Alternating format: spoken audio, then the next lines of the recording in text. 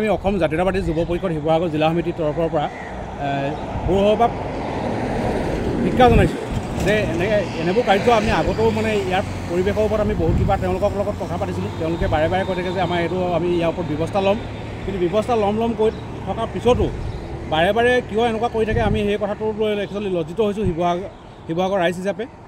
আৰু আমি শিৱসাগৰ এতিয়া নতুন আয়ুক্ত মহোদয় আহিছে, তেওঁকো আমি আপোনালোকৰ থ্ৰুৱেদি জনাব বিচাৰিছোঁ যে এই ব্যৱস্থাটো অতি সোনকালে নাশ কৰক, নহ'বা আমি শিৱসাগৰ হিচাপে সদায় লজ্জিত হৈ থাকিব লাগিব আৰু এই কাৰ্যক আমি ধিক্কাৰ জনাইছোঁ।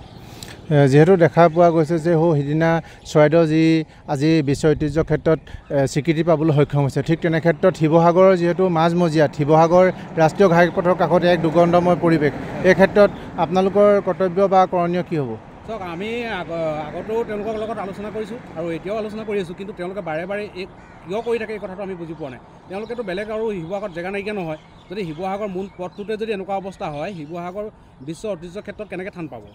আৰু যিহেতু দেখা পোৱা গৈছে যে প্লাষ্টিকক লৈ পেলাই আচলতে যেনেকুৱা ধৰণৰ বিজ্ঞাপন পৌৰসভাই প্ৰচাৰ কৰি থাকে বা জিলা প্ৰশাসনে প্ৰচাৰ কৰি থাকে, ঠিক তেনে ক্ষেত্ৰত ৰাষ্ট্ৰীয় ঘাইপথৰ কাষতে এতিয়া প্লাষ্টিক পেলাই ৰাখিছে, কি ক'ব? আচলতে শিৱসাগৰ পৌৰসভাই এইটো নামতহে মানে চলি আছে, এইটো কামত একো এতিয়ালৈকে আমি অহা দেখা নাই।